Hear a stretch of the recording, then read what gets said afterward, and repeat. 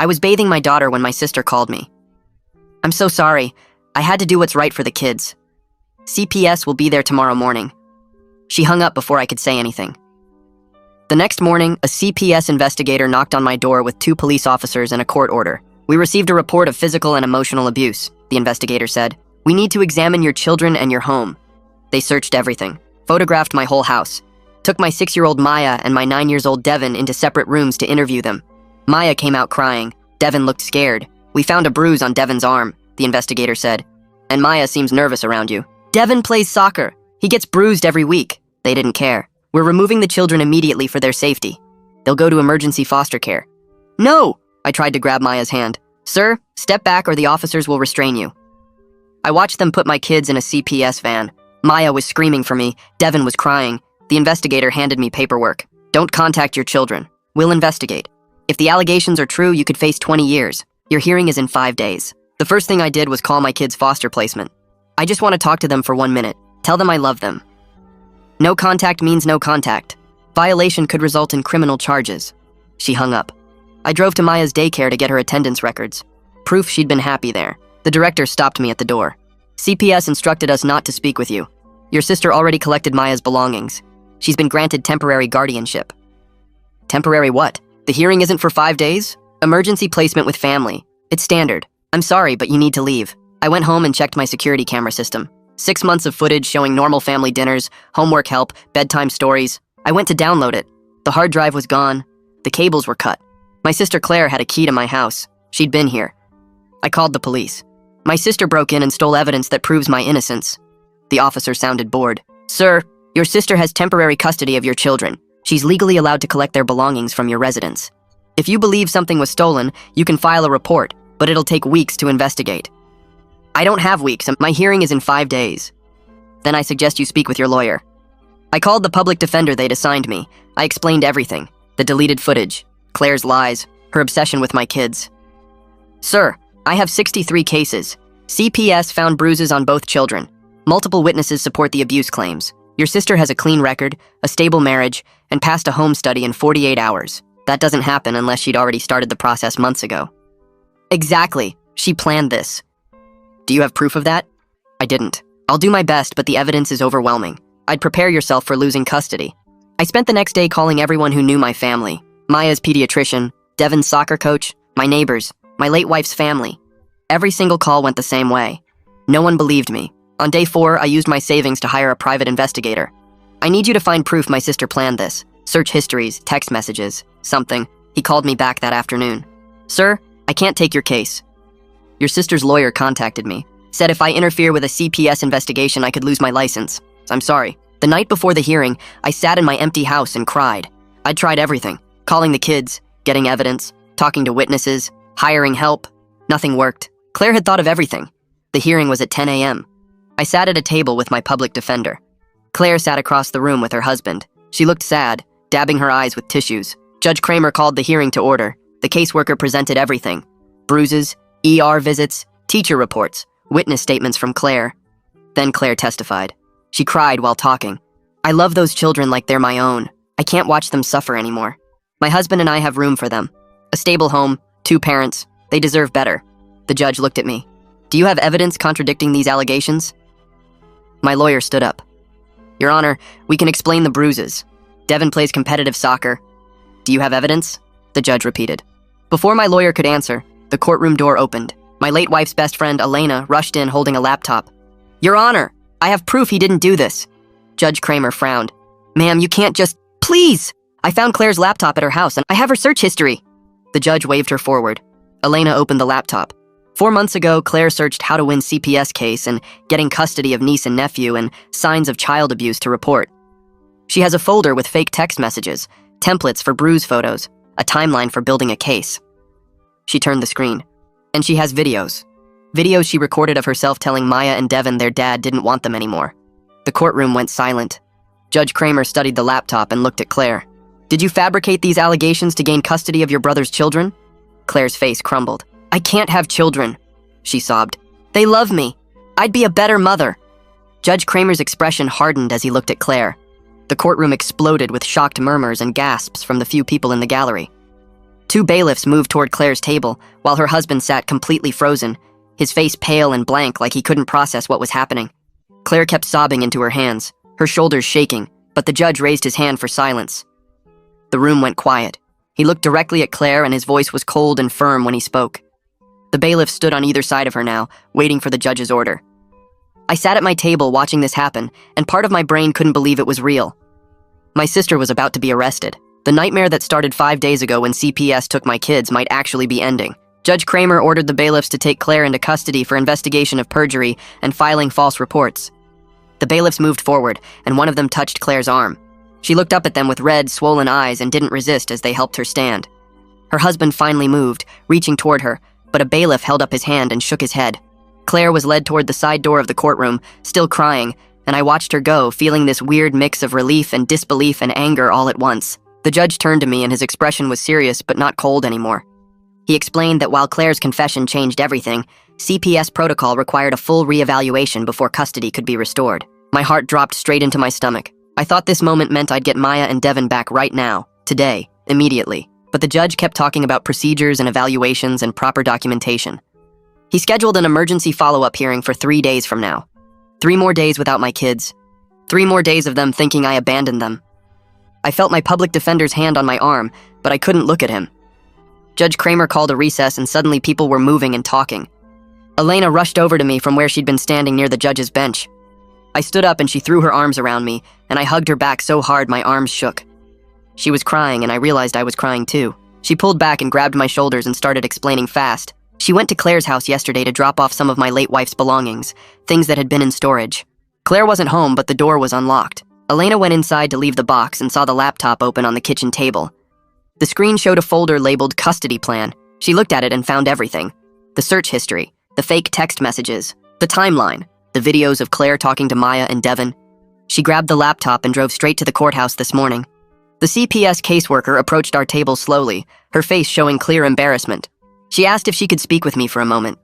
I wanted to scream at her. I wanted to ask her how she could tear my family apart based on lies, how she could take my crying children and put them in a van while Maya screamed for me. But I forced myself to stay calm because Clive had warned me that antagonizing CPS wouldn't help. I took a breath and nodded. She said she needed to interview me again with this new information. She apologized for the initial removal, but explained they have to act on reports of abuse. I just nodded again because I didn't trust myself to speak without yelling. Judge Kramer called us back after 15 minutes. Everyone returned to their seats except Claire, who was gone now. The judge issued a temporary order, allowing supervised visitation starting tomorrow. I was granted 2 hours with my children at a CPS facility. 2 hours. With my own kids.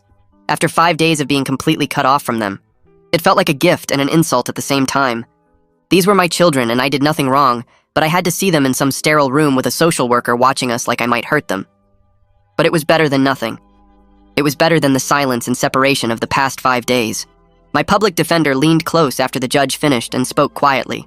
He suggested I hire a private attorney now that the case had taken this dramatic turn. He explained that getting custody fully restored and pursuing charges against Claire required expertise he didn't have time to provide. He had 63 other cases. He pulled out a business card and wrote 3 names on the back. Family law attorneys who handle complex custody cases. He handed it to me and wished me luck. I left the courthouse holding that card and feeling determined to call all 3 names today. I walked to my car in the parking lot and sat behind the wheel for a minute, just breathing. Then I looked at the first name on the list and put the address into my phone. The office was downtown, 20 minutes away. I drove straight there without calling first. The receptionist looked surprised when I walked in and asked to see Clive Dougherty without an appointment. I explained my situation in quick sentences. CPS took my kids 5 days ago. My sister fabricated abuse allegations. Her laptop proved she planned everything. I just came from court where she confessed. I need help getting my children back. The receptionist picked up her phone and spoke quietly. 2 minutes later, a man in his 50s with gray hair and a sharp suit came out. He introduced himself as Clive and brought me back to his office. I sat across from his desk and he listened while I explained everything again in more detail. He asked to see Elena's laptop evidence and the judge's orders from this morning. I pulled out the paperwork and he read through it carefully. Then he looked up and told me he'd take my case. We needed to move fast and document everything while memories were fresh. He pulled out a legal pad and started taking notes. Clive explained that even with Claire's confession, I'd need to rebuild my case from scratch with positive evidence of my parenting. Proof of her lies wasn't enough by itself. I needed to show I was a good father, not just prove she was a liar. We spent 2 hours going through everything. my documentation of normal family life, photos on my phone of Devon's soccer games and Maya's daycare activities, report cards, medical records showing regular checkups. He made a list of witnesses we needed to interview: Devon's coach, Maya's daycare director, neighbors who'd seen me with the kids, anyone who could provide statements about my parenting. By the time I left his office, it was almost 5 o'clock, and I felt exhausted, but also more hopeful than I had in days. The next morning, I arrived at the CPS visitation center 30 minutes early. My hands were sweating, and my heart was racing at the thought of seeing Maya and Devon after 5 days that felt like years. I sat in the waiting room watching the clock. Finally, a social worker came out and led me down a hallway to a small room with toys and a table and chairs. She told me to wait. 5 minutes later, the door opened and they brought my children in. Maya saw me and ran forward crying. I dropped to my knees and caught her, and she crashed into me sobbing. Devon stood in the doorway looking uncertain. His face was guarded and his eyes were red like he'd been crying recently. I held Maya against my shoulder with one arm and reached out my other hand toward Devon. He looked at my hand and then at my face and slowly walked closer. I pulled him into the hug too and held both my children and tried not to cry myself. The social worker sat in a chair in the corner watching us. Maya was sobbing into my shoulder saying "Daddy" over and over. Devon stood stiff in my arms at first, but gradually relaxed a little. I told them I loved them and I missed them so much. Maya pulled back and looked at my face with tears running down her cheeks. She asked why Aunt Claire took them away. I didn't know how to answer that in a way a 6-year-old would understand. Devon pulled away from me completely and took a step back. He looked at me with this expression that was angry and hurt and confused all at once. Then he asked me why I let them take him away. His question hit me like someone punched me in the stomach. He was 9 years old, and he didn't understand that I had no choice, no power to stop what happened. He thought I just let CPS take them. He thought I didn't fight for them. I dropped down to sit on the floor with both of them and pulled them close. The social worker in the corner shifted in her chair but didn't say anything. I looked at Devon's face and saw all the hurt and confusion there, and I tried to figure out how to explain something I barely understood myself. I told him that I fought as hard as I could, that I called lawyers and tried to get evidence and did everything possible. But the judge believed Aunt Claire's lies and I had no power to stop what happened. Maya was still pressed against my side, and she pulled back to look at me with tears on her cheeks. She asked why Claire would lie about me hurting them. I didn't have a good answer for a 6-year-old. How do you explain to a child that a trusted adult fabricated an entire case to steal them away? I settled for telling her that sometimes grown-ups make very bad choices when they're sad, that Aunt Claire wanted kids of her own, so badly that she did something terrible to try to take them from me. Devon was quiet for a minute. Then he told me something that made my stomach drop. He said that during the 5 days at Claire's house, she kept telling him and Maya that I didn't really want them anymore. She said they'd be happier living with her forever, that she could give them things I couldn't, that I was probably relieved to have them gone. I felt sick listening to this. Maya nodded and said Claire told her the same thing, that Daddy was tired of taking care of them alone. The extent of the psychological damage Claire inflicted in just 5 days hit me then. She hadn't just lied to CPS and the court. She'd actively worked to destroy my children's trust in me, to make them believe I'd abandoned them willingly. I understood in that moment that even after I got custody back, we'd be dealing with this trauma for months or years. We sat together on that floor, and I held them and tried to reassure them that none of what Claire said was true.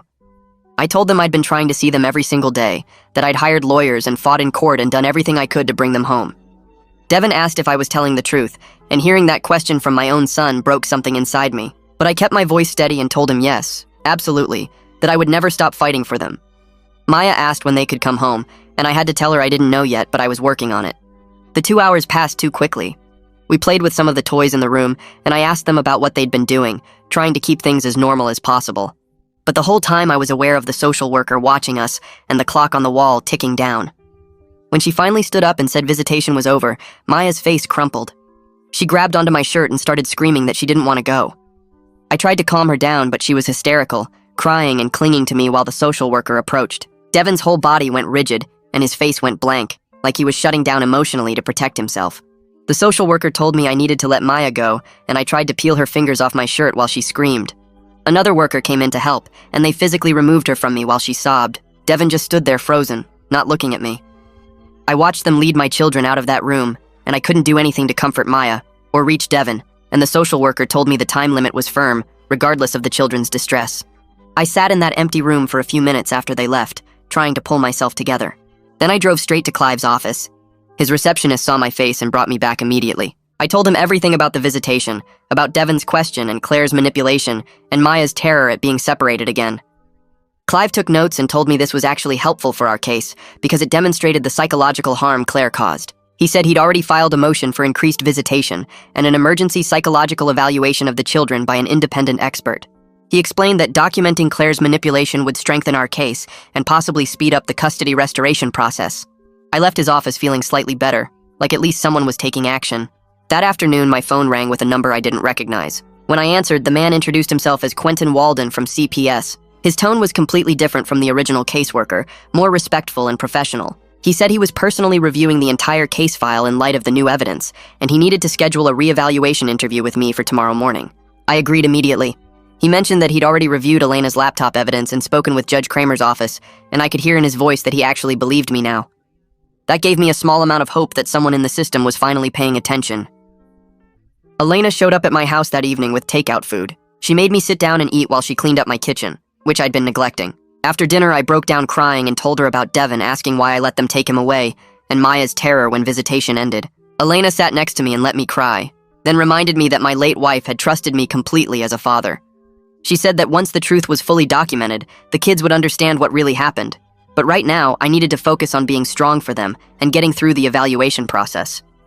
She stayed until late, and having someone there who believed in me made the empty house feel less suffocating. The next morning, I arrived at the CPS office 30 minutes early for my reevaluation interview. Quentin met me in the lobby and brought me back to a conference room. He had a thick file on the table and a recording device. He asked me to walk through a typical day with Maya and Devin before the removal. I described everything. How I'd wake up at 6 and get them ready for school. Making breakfast while Devin packed his soccer gear and Maya looked for her favorite stuffed animal. Dropping Devin at elementary school and then Maya at daycare. My work schedule and how I'd pick them up in the afternoon. Devin's soccer practices 3 times a week where I'd watch from the sidelines. Helping with homework at the kitchen table, making dinner while they played, bath time and bedtime stories. All the mundane details of single parenting that suddenly felt precious now that they'd been taken away. Quentin listened and took notes, and I could tell he was actually hearing me this time instead of just looking for signs of abuse. Then he pulled out photos of Devin's bruise and asked me to explain it. I grabbed my phone and showed him dozens of pictures from soccer games. Devin with grass stains on his knees, Devin with a scrape on his elbow, Devin with various bruises from getting knocked around during plays. I explained that he played midfielder, which meant he was constantly in the thick of the action getting bumped and shoved. His coach could verify that the specific bruise CPS photographed happened during a particularly rough game 3 days before they showed up at my door. Quentin nodded and made more notes. We discussed Maya's nervousness during the original interview. I explained that she'd always been shy around strangers, that being suddenly separated from me and questioned by unfamiliar adults in an unfamiliar place would obviously make any 6-year-old anxious. It wasn't evidence of abuse, it was evidence of normal childhood stranger anxiety combined with the trauma of being removed from her father. Quentin seemed to understand this. He told me he was recommending increased visitation to 4 hours daily while the full evaluation continued. He said the initial removal had been based on Claire's false statements and circumstantial evidence that looked worse than it was, and now that the truth was emerging, he wanted to start rebuilding the parent-child bond immediately. That felt like a small victory. When I got home that afternoon, Clive called. Judge Kramer had approved the increased visitation starting tomorrow. Even better, the judge had ordered an independent psychological evaluation of all 3 of us by Martha Pike, a therapist who specialized in parental alienation cases. Clive explained that the evaluation would take 2 weeks and involve multiple sessions with me and separate sessions with each kid. Martha's report would be crucial for the final custody hearing. He told me I needed to be completely honest with her about everything, including the hard parts of single parenting and the times I'd struggled, because trying to present myself as perfect would hurt my credibility more than admitting normal parenting challenges. The next morning, I drove to the CPS facility for my second visitation with Maya and Devin. My hands shook less than last time because I knew what to expect now. The social worker brought them in, and Maya ran to me immediately, but her crying was quieter, more controlled. Devin walked over slowly and sat next to me on the floor instead of hanging back near the door. I hugged Maya and reached out to touch Devin's shoulder, and he didn't pull away. We sat together and Devin started asking questions about what was happening with the case. He wanted to know when he could come home and if the judge believed us now. I explained that everyone knew Aunt Claire lied, and we were working to fix everything, which seemed to help him relax a little. Maya kept her arms wrapped around my waist the whole time, but she wasn't screaming or shaking like before. Devin asked if we could play a game, and I pulled out the cards I'd brought. We played Go Fish, and Devin actually smiled when he won, and that small smile felt like the biggest victory I'd had in weeks. The social worker took notes from her corner, but mostly stayed quiet. When visitation ended, Devin hugged me goodbye without me asking first, and Maya only cried for a minute before the social worker led them away. I sat in my car afterward and called Clive to tell him about the progress. He said Devin asking questions was a good sign that he was processing instead of shutting down completely. During the next visitation 2 days later, Devin brought up Claire directly. He asked me why she told lies about us, and I carefully explained that the judge made a mistake because Aunt Claire told stories that weren't true, but now everyone knew the real facts and we were working to fix it. Devin's face got serious and he asked if Claire was going to jail. I told him honestly that I didn't know yet, which led to a complicated conversation about how sometimes people who do bad things are sick inside their heads and need help from doctors, not just punishment. Devin thought about this for a while, and then asked if being sick made it okay that Claire lied. I explained that being sick doesn't make it okay, but it helps us understand why she did something so terrible. Maya listened to our conversation but didn't say much, just stayed close to me and played with the blocks I'd brought. Devin asked if we were sick too, and I promised him that we were healthy and strong, and that what happened to us wasn't our fault. He seemed satisfied with that answer, and we moved on to talking about his soccer team and the games he'd missed. The social worker watching us made more notes, and I wondered what she was writing down, whether she saw the same progress I did, or if she was documenting problems I couldn't see. My first session with Martha Pike happened the next afternoon at her office across town. She had a calm voice and kind eyes that reminded me a little of my late wife, which made it easier to talk. Martha asked detailed questions about my relationship with each child, how we spent our days, what our routines looked like, how I handled discipline and homework and bedtime. She asked about my late wife's death 3 years ago and how we'd coped as a family since then. I told her the truth about the hard days when I felt overwhelmed trying to be both parents, the times I'd lost my patience with Devin's attitude or Maya's tantrums, the moments I'd cried in my bedroom after the kids went to sleep because I missed my wife so much. Martha wrote notes, but her face stayed neutral and supportive. I explained that I wasn't a perfect parent, that I'd made mistakes and had bad days, but I loved my children and always put their needs first. Martha nodded and said that honest self-awareness was more valuable than pretending to be flawless. She asked how I managed work and parenting alone, and I described my schedule, the support from neighbors and friends, the way my late wife's family helped with childcare when I needed it. Martha asked what scared me most about this situation, and I told her that losing my kids permanently would destroy me, that they were the only family I had left. She made more notes and told me we'd meet again in 3 days. At my second session with Martha, she shifted focus to Claire. She asked about my sister's relationship with the kids before this incident happened. I explained that Claire had always been involved and loving, that she babysat frequently and attended Devin's soccer games and took Maya to the park. I told Martha that Claire seemed like a devoted aunt who genuinely cared about the kids, which made her betrayal even more shocking. Martha asked if I'd noticed any warning signs of instability or obsession, and I admitted that I hadn't seen anything concerning. Claire had seemed normal, helpful, supportive. I told Martha that I felt guilty now for missing whatever signs must have been there, for not protecting my children from someone I should have recognized as dangerous. Martha said that manipulative people are often skilled at hiding their true intentions until they strike, that it wasn't my fault for trusting my sister. She asked how Claire had reacted to my wife's death, and I remembered that Claire had been devastated, that she'd helped plan the funeral and stayed with us for a week afterward. Martha made notes about this and asked more questions about Claire's marriage and her struggles with infertility. I told her what I knew, which wasn't much because Claire had always been private about that topic. Martha said she was building a complete picture of the family dynamics to understand how this situation developed. The following week, Martha scheduled separate sessions with Maya and Devin. The social worker brought them to Martha's office while I waited in the lobby, not allowed to sit in on their conversations. I paced the waiting room for an hour while Martha talked to Devin, then another hour while she met with Maya. When they came out, both kids looked tired but okay. Devin told me Martha was nice and that they'd played games while they talked. Maya said she drew pictures for Martha. I wanted to ask what they'd discussed, but I knew the sessions were private. Clive had explained that confidentiality was standard and that Martha's professional opinion would be based on evidence, not emotion. Still, waiting for her report felt like torture when my children's future depended on what she concluded. I drove the kids back to their foster placement and hugged them goodbye, then went home to my empty house and tried not to think about all the ways this could still go wrong. Clive called that evening to check in, and I told him about the sessions. He reminded me that Martha was an expert in parental alienation cases and that her evaluation would carry significant weight with the judge. A week after the courtroom revelation, a police detective called my cell phone. He said they were investigating Claire's break-in and theft of my security footage and wanted to know if I wanted to press charges. I told him I needed to talk to my lawyer first and called Clive immediately. Clive said filing the report would establish a pattern of criminal behavior and premeditation, which would strengthen the case for keeping Claire away from my kids permanently.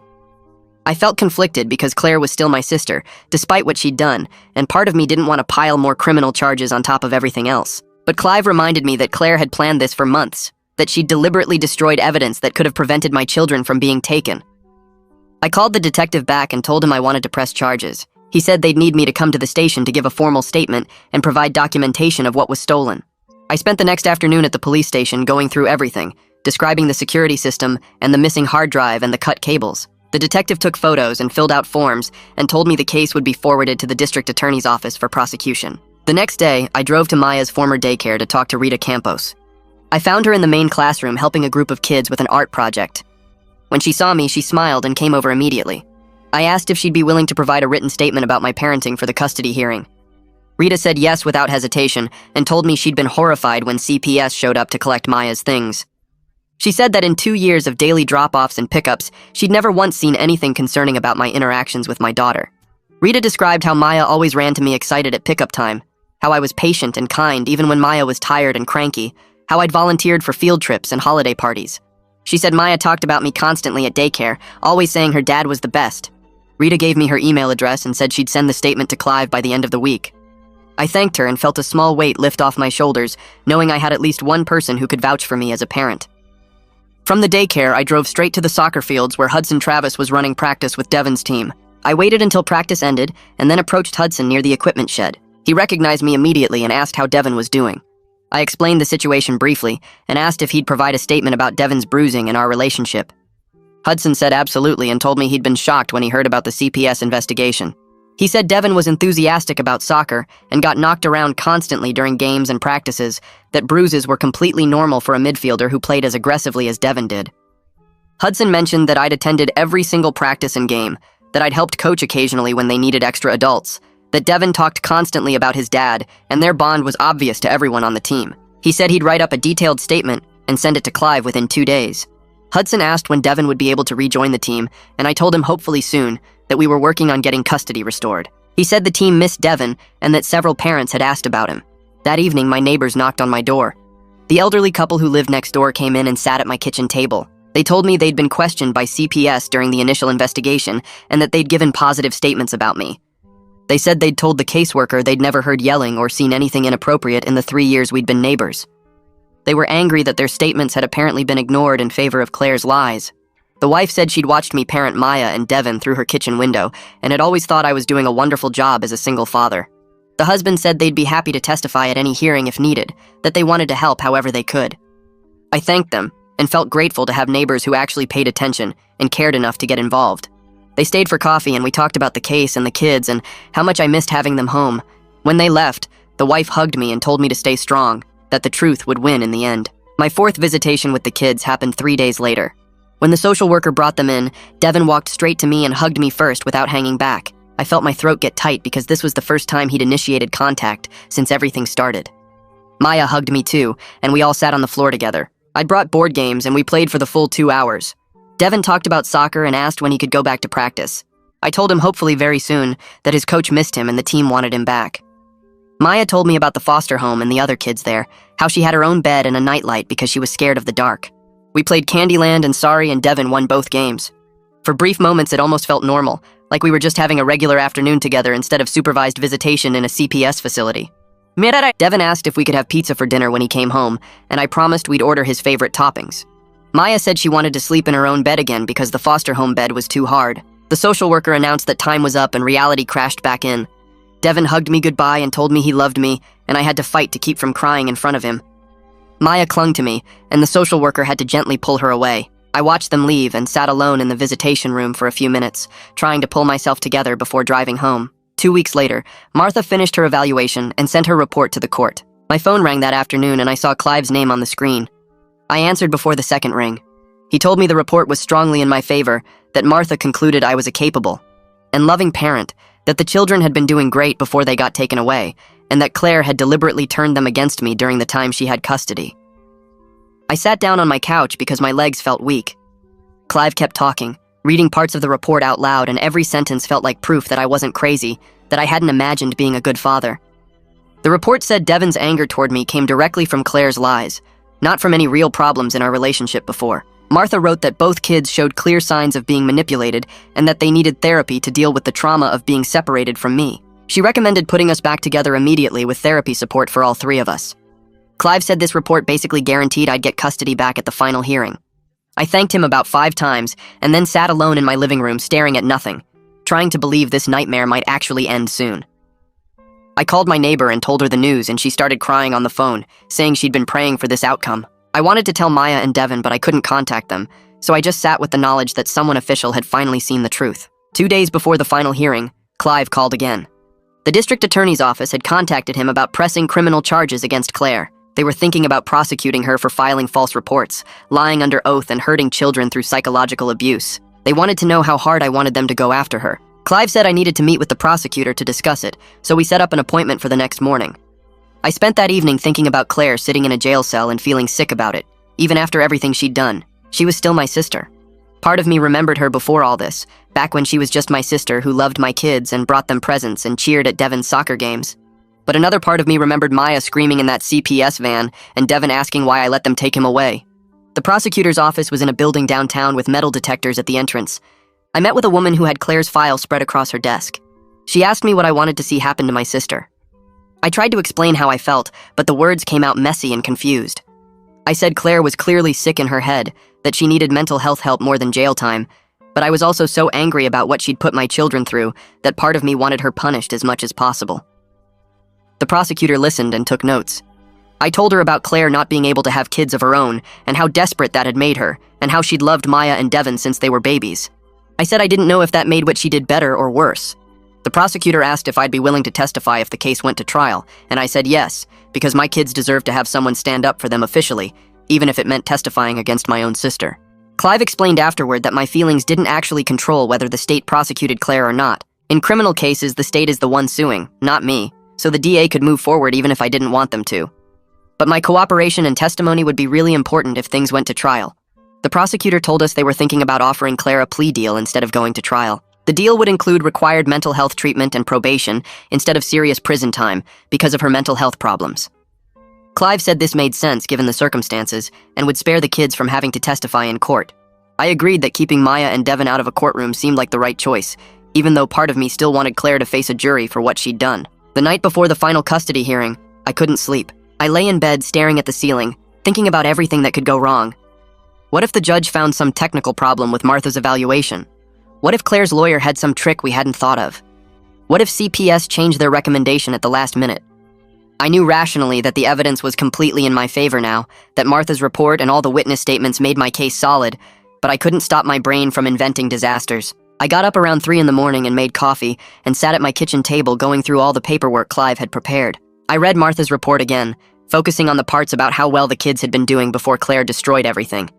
I looked at the statements from Rita and Hudson and my neighbors, all saying I was a good father who loved his children, but I still felt terrified that somehow, some way, the system would fail me again, like it had failed me when they believed Claire's lies in the first place. The final hearing started at 10 in the morning. I sat next to Clive at the same table where I'd sat during that first terrible hearing. Judge Kramer came in, and everyone stood up, and then we sat back down, and he started reviewing the evidence.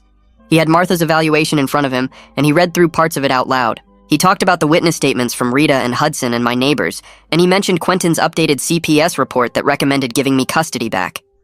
The judge looked at me directly and asked if I was prepared to support the children through therapy to deal with the trauma they'd been through. I told him absolutely. Whatever they needed, I would do anything to help them heal from this. My voice shook a little when I said it, but I meant every word. Clive had prepared me for this question, and I'd practiced my answer. But actually saying it to the judge while my kid's future hung in the balance made it feel completely different from practicing in Clive's office.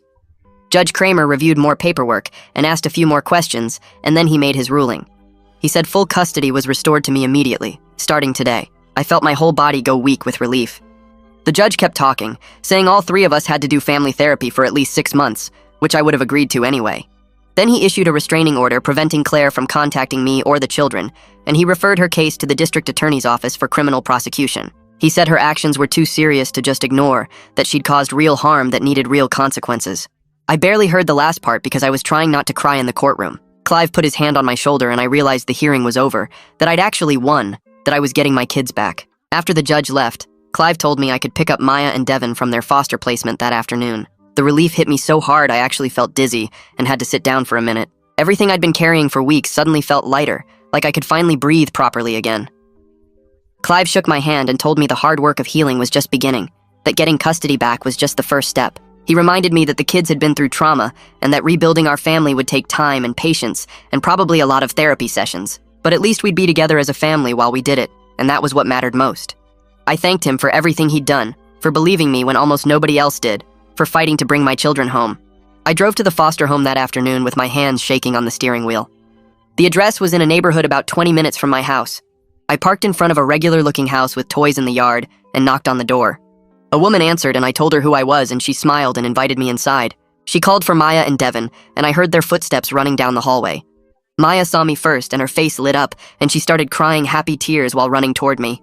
I dropped to my knees and caught her in a hug, holding her tight while she sobbed into my shoulder.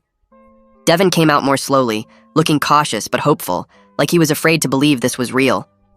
I reached out one arm to him and he came closer and let me pull him into the hug too. The foster parents stood back and gave us space, and the woman told me the kids had talked about me constantly, asking every day when they could come home. She said they'd been good kids to care for, but that they clearly missed me terribly. Her words helped ease some of my worry about permanent damage from our separation, made me think maybe we could actually recover from this nightmare Claire had put us through. I collected their backpacks and stuffed animals from the foster parents and thanked them for taking care of Maya and Devin. We walked to my car in the driveway, and I buckled them into their seats, my hands shaking slightly as I clicked the seatbelts into place. I sat in the driver's seat for a moment before starting the engine and turned around to look at them. I told them we were going home and staying together, that nobody could separate us again. Devin's face looked worried, and he asked if Aunt Claire could take them away again. I promised him there was a court order preventing her from coming anywhere near us, that the judge made it official, and she couldn't break that rule. He nodded slowly, and I saw his shoulders relax just a little bit, though his eyes still looked uncertain. Maya reached forward and grabbed my hand through the gap between the seats and squeezed it tight. I drove home slowly, checking the rearview mirror constantly to look at their faces and make sure they were really there with me. The house felt different when we walked inside, like we were all strangers trying to remember how to live together. Maya wouldn't let go of my hand and followed me from the living room to the kitchen when I went to get them snacks. Devin sat on the couch and watched me carefully, his body tense like he was waiting for something bad to happen. I tried to act normal and asked them if they wanted to watch TV or play a game, but everything felt forced and awkward. That first night was harder than I expected because the trauma had changed all our normal patterns. Maya refused to go to her own room and cried when I suggested it, so I set up blankets on my bedroom floor for both kids. Devin didn't argue about the arrangement, but he stayed quiet and kept looking at the door like he was checking escape routes. I made their favorite dinner that evening, chicken nuggets and mac and cheese with carrot sticks on the side. We sat together at our kitchen table for the first time in almost 3 weeks, and I felt a weird mix of relief and sadness. The conversation was stilted at first with long silences between comments about nothing important. Maya picked at her food and asked if we could eat here every night now, and I promised her we would. Devin eventually started talking about his soccer team and asking if he could go back to practice, which felt like progress. They gradually started talking about normal kid things like school and friends, and I felt like maybe we could find our way back to who we were before Claire destroyed our sense of safety. After dinner, we played a board game in the living room, and I let them win without making it obvious. That night, Maya had a nightmare and woke up screaming for me around 2 a.m. I rushed to my bedroom floor where she was sleeping and held her while she cried into my shoulder. She told me she dreamed Aunt Claire came to take her away again and that I couldn't stop it from happening. I rocked her back and forth and told her it was just a dream, that we were safe now and together. But I realized that even though we were physically together in the same house, the psychological damage would take much longer to heal than I initially hoped. Devin woke up too and sat up on his blanket watching us with scared eyes. Our first family therapy session with Martha happened 3 days after we got back together. I drove the kids to her office in a building downtown, and we sat in a waiting room with cheerful posters on the walls. Martha came out to get us, and she had a warm smile that immediately put the kids at ease. She worked with us on rebuilding trust and processing the trauma, asking questions about how we felt and what scared us most. She gave me specific strategies for helping the kids feel secure again, including maintaining extremely consistent routines and being patient with regression behaviors. She explained that Maya's clinginess and Devin's watchfulness were normal responses to what happened. Over the next week, Devin started having angry outbursts over minor frustrations that never bothered him before. He threw his soccer ball across the yard when he missed a goal and yelled at Maya for touching his homework. I called Martha, and she explained this was a normal response to the powerlessness he felt during the separation. She taught me techniques for helping him express his anger safely and reminded me that his emotions weren't really about the immediate trigger. She said his anger was about the bigger betrayal he experienced when adults he trusted let him down. I practiced staying calm when he exploded and giving him space to feel his feelings without judgment. Maya developed separation anxiety and had trouble going to daycare for the first time in her life. She cried and clung to me at drop-off, begging me not to leave her there. Rita was understanding and worked with me to create a gradual transition plan where I stayed for the first 15 minutes each morning. But it broke my heart to see my previously confident daughter so fearful about being away from me.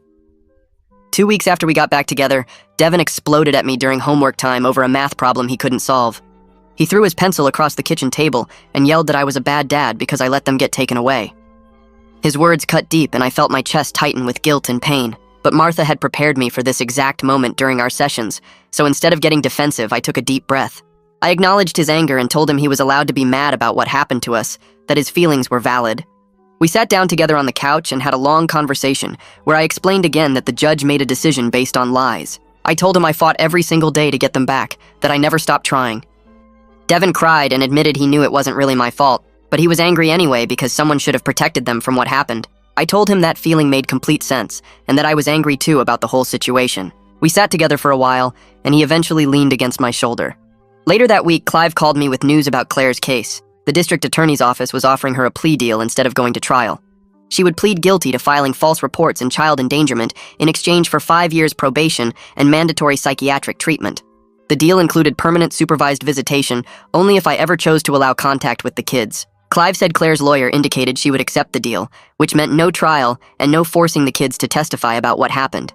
I felt relieved we wouldn't have to go through a long court process that would keep the trauma fresh. I sat in Clive's office the next day and told him I wasn't sure how to feel about the plea deal. Part of me wanted Claire to face serious prison time for what she put us through. Clive leaned back in his chair and explained that a full trial would take months, maybe even a year, and Devin and Maya would probably have to testify about the videos Claire made and the things she told them. He said watching their kids testify in court destroys some families even when they win the case. The mandatory psychiatric treatment would address why Claire did this in the first place, and the permanent supervision meant she could never be alone with my children again, without my explicit permission and a court order. I understood his logic, but it still felt like she was getting off easy for destroying our lives. Clive reminded me that 5 years of probation meant any violation would send her straight to prison, and the felony conviction would follow her forever. I signed the paperwork agreeing not to oppose the plea deal. The sentencing hearing happened a month later. I went alone because I didn't want Devin and Maya anywhere near that courthouse. Claire sat at the defense table looking smaller than I remembered, her face pale and her hands shaking.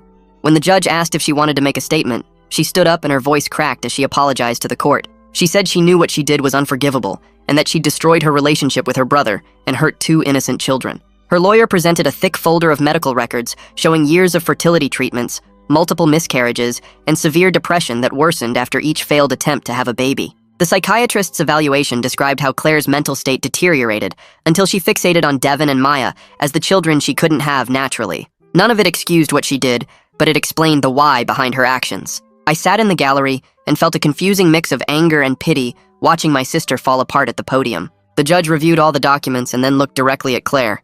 He told her that her actions were cruel and calculated, that she'd traumatized 2 young children who trusted her, and that she was fortunate their father was showing mercy by not demanding maximum prosecution.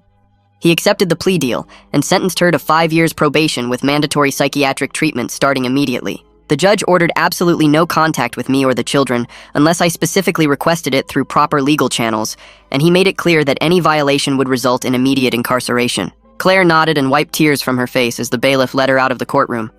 I thought I'd feel satisfied seeing her sentenced, but instead I just felt empty and tired. I walked out of the courtroom and headed toward the exit when Claire's husband caught up with me in the hallway. He looked exhausted and older than the last time I'd seen him. He apologized for not stopping her and said he didn't know the full extent of what she was planning until Elena brought that laptop to court. He told me they were separating because he couldn't trust her anymore after learning she'd been plotting for months to take my children. His voice shook when he said he kept asking himself how he missed the signs that his wife was having a complete breakdown. I didn't know what to say to him because part of me blamed him for not seeing what Claire was becoming, but another part of me understood that manipulative people hide their true intentions really well. We stood there awkwardly for a minute before he walked away, and I realized our entire extended family had been destroyed by Claire's actions. Over the next month, Maya's separation anxiety started getting better. The first few weeks after reunification, she screamed and clung to me every morning at daycare drop-off. Rita was patient and helped me create a routine where I stayed for 15 minutes each morning until Maya felt comfortable. Gradually, the crying sessions got shorter, and Maya started letting me leave without a total meltdown. Rita called me one afternoon about 6 weeks after we got back together and told me Maya was playing with the other kids during free time instead of sitting alone watching the door for me to come back. She said it was a significant step forward in Maya's healing process. When I picked Maya up that day, she ran over excitedly to show me a painting she'd made, and for the first time since CPS took her, she seemed like her old self. Devin's progress happened differently. He had a major breakthrough during a therapy session with Martha when he finally admitted what was really scaring him. Martha called me after the session and explained that Devin told her he was afraid that if he loved me too much again, something bad would happen and he'd lose me like he lost his mom. He'd been pushing me away and staying emotionally distant as a way to protect himself from future pain. Martha helped him understand that protecting his heart by building walls would only make him feel more alone, and that taking the risk of trusting again was how families heal together. She said Devin cried during their conversation, but seemed relieved to finally say out loud what had been eating at him for months. That night at dinner, Devin actually initiated a conversation with me about his soccer team instead of giving one-word answers to my questions, and I knew something had shifted between us. 3 months after reunification, we settled into new routines that felt stable and safe. Friday nights became movie nights where we made popcorn and let the kids pick whatever they wanted to watch. Saturday mornings, Devin had soccer games, and Maya and I sat in the bleachers cheering for him, and afterward we'd get ice cream regardless of whether his team won or lost. Sunday afternoons, we drove to the park where we'd scattered my late wife's ashes 3 years ago. We'd sit on the bench near the big oak tree and talk to her about our week, telling her about Devin's goals and Maya's artwork and how we were slowly becoming okay again. The kids seemed to find comfort in those Sunday visits, like their mom was still part of our family even though she wasn't physically here anymore. One afternoon, I got a letter from Claire's attorney. Inside was a short note asking if Claire could send birthday cards to Devin and Maya. The letter emphasized that Claire wasn't requesting any direct contact or visits, just permission to mail cards on their birthdays. I called Martha to discuss it before making any decisions. She said completely cutting Claire off might create more questions and resentment later when the kids were old enough to wonder why I prevented all contact. But she also stressed that any interaction needed to be carefully controlled and that the kids should understand I was the one making decisions about Claire's involvement in their lives. I talked to Devin and Maya separately about it. Devin shrugged and said he guessed cards would be okay as long as he didn't have to see her. Maya asked if the cards would have mean things in them, and I promised I'd read every card before giving it to them. I sent a letter back through the attorney saying Claire could send cards but no gifts and no requests for contact. Devin's birthday came first. The card arrived a week before his 10th birthday, and I opened it to check the contents before showing it to him. Claire had written a simple message saying she hoped he had a wonderful birthday and that she was sorry for hurting him. There was no manipulation or guilt, just a straightforward apology and birthday wishes. I gave the card to Devin after dinner and watched him read it silently. He looked up at me and asked if people who do bad things can become good again. I sat down next to him and told him honestly that I didn't know the answer to that question. I explained that his aunt was sick and getting help from doctors, and that maybe someday when he was older, he could decide for himself if he wanted a relationship with her. But right now, my job was to keep him and Maya safe, and that meant controlling how much contact they had with someone who'd hurt them. Devin nodded and put the card on his dresser, and we didn't talk about it again that night. Maya's 7th birthday party happened 2 weeks later. We kept it small with just a few friends from daycare and our supportive neighbors who'd testified on my behalf. I decorated the living room with streamers and balloons, while Maya helped me frost her birthday cake. Her friends arrived and they played games in the backyard, their laughter filling the house in a way it hadn't since before CPS showed up at our door. When it was time to sing happy birthday, Maya stood in front of her cake with 7 candles flickering and a huge smile on her face. She closed her eyes to make a wish and then blew out all the candles in one breath. Everyone clapped and cheered. I cut slices of cake and watched Maya and her friends eat and giggle together. Looking at my daughter surrounded by friends and genuinely happy, I thought about how far we'd come from that terrible morning when everything fell apart. Kids are tougher than adults give them credit for. Maya and Devin had survived something that would have broken a lot of people, and they were finding their way back to joy and trust. We still had hard days ahead and therapy sessions to work through, but sitting in my living room watching Maya's birthday party, I felt hopeful about our future for the first time in months. 6 months passed with weekly therapy sessions, where Martha watched us slowly rebuild what Claire had broken. Martha scheduled a progress evaluation at her office, and I sat across from her while she reviewed her notes from the past months. She told me we had made remarkable progress in rebuilding trust and processing the trauma, even though we were not completely healed yet. The evaluation showed Devin's anger outbursts had decreased significantly, and Maya's separation anxiety had improved to manageable levels. Martha recommended reducing our therapy frequency from weekly to bi-weekly sessions, which felt like real validation that we were genuinely moving forward instead of just surviving. I left her office feeling lighter than I had in months because someone who specialized in this kind of trauma thought we were actually doing well. 2 weeks after that evaluation, Devin came home from soccer practice bouncing with excitement and told me he made the select team. He asked if I would be his assistant coach, and I saw it as a significant sign that he trusted me again and wanted me involved in the things that mattered to him. I agreed immediately without even thinking about the time commitment, because this was Devin choosing to let me back into his world. I spent my evenings after the kids went to bed watching coaching technique videos on YouTube and reading articles about youth soccer development. The head coach sent me practice plans and drill instructions, and I studied them like they were the most important documents I had ever read. Being grateful for this opportunity to rebuild our bond through something Devin loved made all the late-night studying worth it. I was at the grocery store 3 weeks later pushing my cart through the produce section when I saw one of the neighbors who had given a statement supporting Claire's allegations. She was picking through apples, and when she looked up and saw me, her face went red. She walked over and awkwardly tried to apologize while clutching her shopping basket. I was not ready to forgive her yet, but I managed to be civil instead of walking away. I told her I hoped she would be more careful about believing accusations without evidence in the future.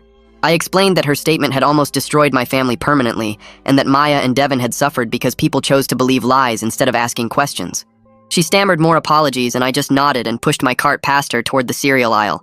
My hands were shaking as I grabbed a box of Devin's favorite cereal, but I felt proud that I had not yelled at her even though part of me wanted to. Maya started first grade in late August with much less anxiety than I expected when I walked her to her classroom that first morning. Her teacher introduced herself and told me to call her if any concerns came up during the transition. The first parent conference happened in October, and I sat in the tiny chair next to Maya's desk while her teacher pulled out a folder of her work. The teacher told me Maya was doing well academically and socially, and that she had been watching for signs of ongoing trauma, but saw a happy and well-adjusted child who talked proudly about her dad. She knew about our situation because the school had been informed during the CPS investigation, and she wanted me to know that Maya seemed genuinely content. I looked at Maya's math worksheets and reading journal entries and saw evidence of a kid who was thriving instead of just surviving. Devin and I had a conversation one evening in November while we were cleaning up after dinner, and he was drying dishes next to me at the sink. He told me he was glad we were together again and that he was sorry for being so angry at me before. I put down the plate I was washing and turned to face him completely. I told him he had nothing to apologize for and that his anger was completely justified given what had happened to us. I explained that I was proud of how hard he had worked in therapy to process his feelings and give our relationship another chance. Devin hugged me right there in the kitchen with wet dishwater soaking into both our shirts, and I realized this was the first time he had initiated physical affection since reunification. We stood there for a long moment before he pulled back and picked up another dish to dry, like nothing had happened, but everything had changed. On the 1-year anniversary of the day, CPS took my children. I called a family meeting after dinner, and we sat together in the living room. I told them I wanted to talk about how far we had come since that terrible morning. Maya said she did not have scary dreams about being taken away anymore, and her voice was confident when she said it. Devin said he felt safe now, and that he was not worried about someone taking him from our home again. I told them both that what happened to us was terrible, but it also proved that nothing could break our family apart permanently. We had survived something that could have destroyed us, and instead we had chosen to fight our way back to each other. Maya crawled into my lap, even though she was getting too big for it, and Devin sat close enough that our shoulders touched. I made the decision not to pursue any further contact with Claire, even supervised visits, because the kids were thriving without her in their lives. Introducing her again might destabilize the progress we had worked so hard to achieve. I called Martha to discuss my decision, and she supported it completely. Martha reminded me that I could always revisit the decision later if circumstances changed, but right now, my priority needed to be protecting the healing we had accomplished. She said the kids were doing remarkably well, and that adding Claire back into their lives could trigger regression in their progress. I felt relieved that Martha agreed with my instinct, because part of me worried I was being too harsh by cutting Claire out completely. Devin's soccer championship game happened on a cold Saturday in early December, and I stood on the sideline in my assistant coach jacket watching the game unfold. The score was tied with 2 minutes left when Devin got the ball at midfield. He dribbled past 2 defenders and took a shot from outside the box that curved perfectly into the upper corner of the net. The referee blew the whistle for the goal, and Devin's whole team rushed to celebrate with him. After the final whistle, Devin ran straight to me and hugged me in front of his entire team and all the parents watching. In that moment, I realized we had truly rebuilt what Claire tried to destroy. The bond between us was actually stronger now because we had survived something terrible together and chosen to fight our way back to each other. Maya told me one night at bedtime in mid-December that she loved me all the way to the moon and back infinity times. Those were the exact words my late wife used to say to the kids before she died. Hearing that phrase from my daughter felt like a blessing from my wife, like she was telling me I had kept my promise. Despite everything that had happened, I had taken care of our children and kept our family together. I tucked Maya in and kissed her forehead and told her I loved her to the moon and back infinity times too. I sat on the edge of her bed for a few extra minutes after she fell asleep, just watching her breathe peacefully. Clive called me a few days before Christmas to tell me that Claire had completed her first year of psychiatric treatment. Her therapist reported significant progress in addressing the underlying mental health issues that had driven her actions. Clive reminded me that this did not obligate me to allow contact, and that the decision remained entirely mine. I thanked him for the update and told him I was genuinely glad Claire was getting help. I explained that my focus remained on my children's well-being, and they were doing better without her presence in their lives. Clive said he understood completely, and that he would continue to update me on Claire's situation, but would not pressure me about contact decisions. I hung up the phone and looked at the Christmas tree Devin and Maya had helped me decorate the previous weekend, and felt certain I was making the right choice for our family. Our final therapy session with Martha happened on a Tuesday afternoon in late October, after 10 months of weekly meetings. The three of us sat in her office like we had so many times before, while she smiled at us and said we had done the hard work of healing together. She told Maya and Devin they could always come back if they needed to, but that she felt confident we had the tools to handle challenges as a family now. Devin asked if that meant we were fixed, and Martha laughed and explained that families are never completely fixed because life keeps throwing new problems at us, but we had learned how to talk through hard things and support each other. Maya hugged Martha goodbye and thanked her for helping us, which made me tear up a little because my 6-year-old daughter understood how much work we had all put into becoming okay again. We walked out of that office for the last time, and I felt grateful for Martha's help, but also proud that we had fought our way back to being a real family. The next Sunday afternoon, we went to the park where we had scattered my late wife's ashes 3 years ago.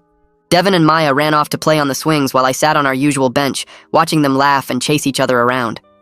The sun was warm and the park was full of other families doing normal weekend things. I watched my kids play together without fear or sadness weighing them down, and I realized we had chosen not to let what Claire did define us forever. We were not the same family we were before all this happened, but we were whole again in a different way. That was enough for me. We were moving forward together, and that was what mattered most.